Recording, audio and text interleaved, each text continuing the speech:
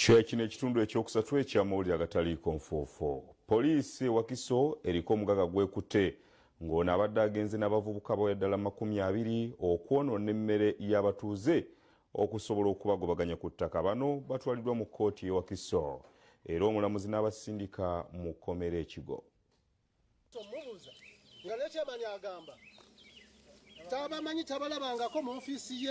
Omugaga Brian Lutute akwatiddwa poliisi y'e Wakiso nga kiddiridde okwatagana ne bbulooka Kalagala ne bayungula abavubuka 20 okuva e Kalagi ne balumba ekyalo kya Nsuube mu Wakiso Town Council ne batandika okwonoona emmere y'abatuuze n'ekigendererwa eky'okutwala ettaka lyabwe ku kifuba. Abatuuze bano nga bakulembeddwamu akulira ebyokwerinda bategeezezza nti Lutute amaze ekiseera nga abatulugunya ng'ayagala okwesa ettaka lyabwe ku kifuba ng'alaga nti aligula. Abafere abo basoka kujja kusindikana ekibinja ky'abantu nga 30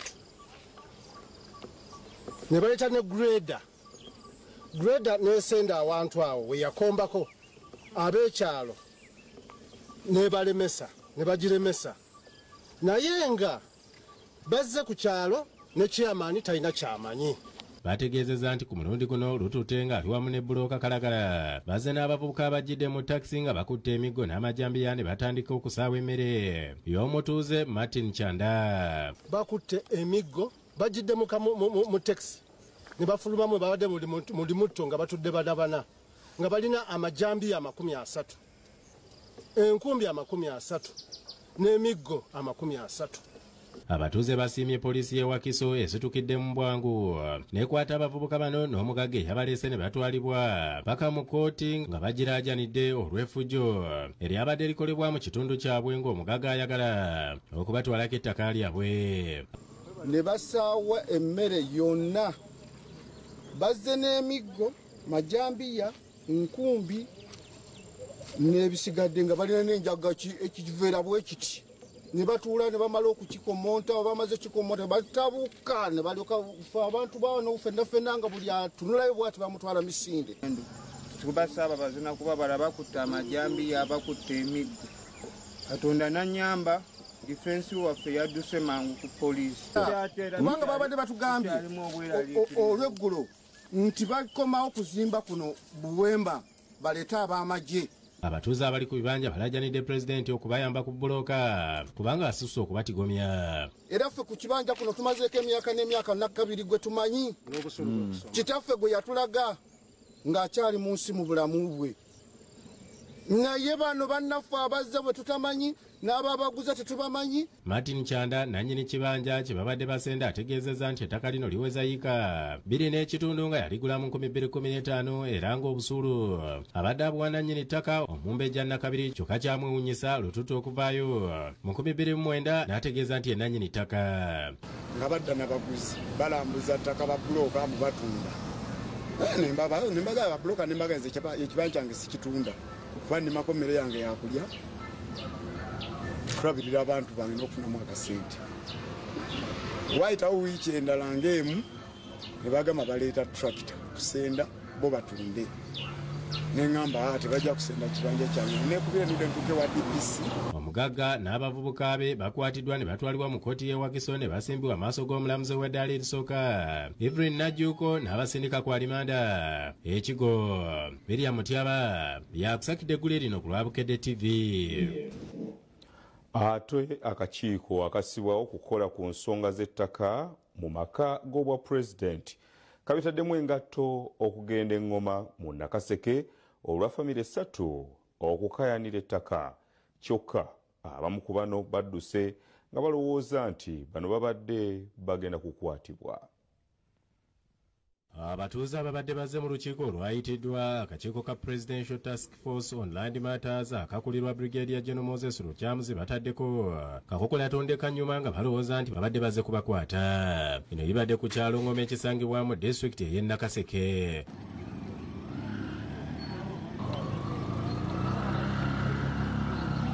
Okusinziira ku Brigadier Lukyamuzi okuyingira mu nsonga zino kiddiridde bamulekwa ba Joseph Kamya okwekubira enduulu gye bali nga bwe waliwo famire 3 bwezezza ettaka lya kitaabwe okuli ery'omugenzi Joseph Kasaija Anania mu Kyondwa ekyabaviiriddeko okuyita olukiiko. Obwetaavu obw'okupunta ettaka eririmu ndowooza obutategeeragana bulungi wakati wa famire eziringa 3. abegaka awafande tiimu yajja DPC ne RDC abatula ku District Security Council basindika tiimu nga mulimu n'abasirikale okuva ekiwoko, then ne bantwala wano ne bandaga empapula eya boundary opening kwene ettaka gye twogerako. Rozi Kamyana Luyimanga ali wamu n'ab'enganda baliko bibalambulute. Kasatu abolugino ne bazikakasa zino olugino ddala na anti abyobete n'abakakasa kina lutalo na muntu. Ettaka lyali square mile 2.5. Mile 2.5 square mile zali 10 nga nabo begatta ne baligulira wamu. Family nyanga bwe family linako 2.5 naye aba family yo tibaagala tulinnyeko. Bwe kibanga nti yatunda ate ne muddaame n'ateekamu nti ettaka lyange gyeriri eŋŋoma nange mulina okulirwanira mugjayo sheya zange square mile 2.5 n'esheya zaabwe bo baazikozesa naye famire emu eyakano yetaafuna. Abamu ku booluganda olw'abafamires balumiriza okweza ettaka eryo ery'omugenzi Joseph abataatuukiriziddwa amannya abasigaddewo bategeezezza ng'omugenzi bwe yafa ng'aguziza bakitaabwe ettaka. Sheya eyali yesembyefa abaana ku kisomese kw'amannya ago eyasembayo yali acres 8 era n'akola endagaano eri fayino ng'agamba omugabo gwange ogubadde gusigaddeko gonna nkukoze eki gutunze. Bwe baava mu lutalo 86 ne badda ku ttaka wano yali omu ku share holders Mr. Kanye mbu n'atunda sheya ye kuba nange endagaano sizirabangako. Dr. Dungunuwa asabye famire zonna okuva ku njuyi zombi zireete ebiwandiiko. Kye twagala okugonjoola ensonga zino wabeewo ekiraga nti obuguzi bwaliwo, bwe bakiba tekiriiwo tunoonye kuba eddala erikakasa nti ne bano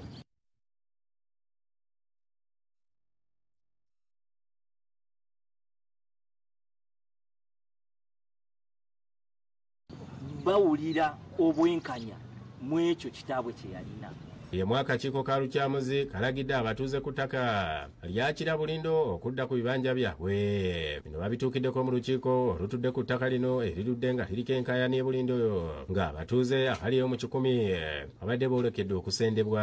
Ab'akakiiko kano nga bakulembeddwamu Omulangira Jjuuko wa Lugembe n'abakulu okuva ku kitebe ky'abambega ba poliisi basisinkanye abagobaganyizibwa. Omulangira wa Lugembe alagidde abatuuze okudda ku bibanja byabwe. Abatuuze buli omu ategeezeddwa nti addeyo ku ttaka lye oba ku kibanja kye agire nga abeerawo okutuusa tunaazuula ani mutuufu ani mukyamu. Avumiridde eky'abantu okozesanga emmundu okunyigiriza bannansi. Kye tusazeewo be bantu bano abali armed gange naye abantu abali armed abaterrorizing ekyalo babeere nga bakyamuka mu bunnambiro ku bibanja byabwe naye bakuume eddembe ng'okunoonyereza bwe kugenda mu maaso. Ekyo nno kiwadde abantu essuubi. Babatuuze nga bakulembeddwa Muzeeyi Lazaaro Kikomeko ne Samuel Sebina beekokodde evujjerize libakolebwako. Era twagala balekerawo n'okutiisatiisa ku baana abakati tukyasulawo. Bavudde mu ofisi ya pulezidenti abatuwadde amaanyi ag'okulatulira ku bibanja byaffe ne ku ttaka lyaffe, si ku bibanja ku ttaka lyaffe tube nga tubeerawo mutende. Ababadde beeyita bannannyini ttaka otulabye kamera zaffe badduse okuva mu kifo kino. Membe Brian ne Ronald Kasase bakusakidde eggulu lino ku Lwabukedde TV.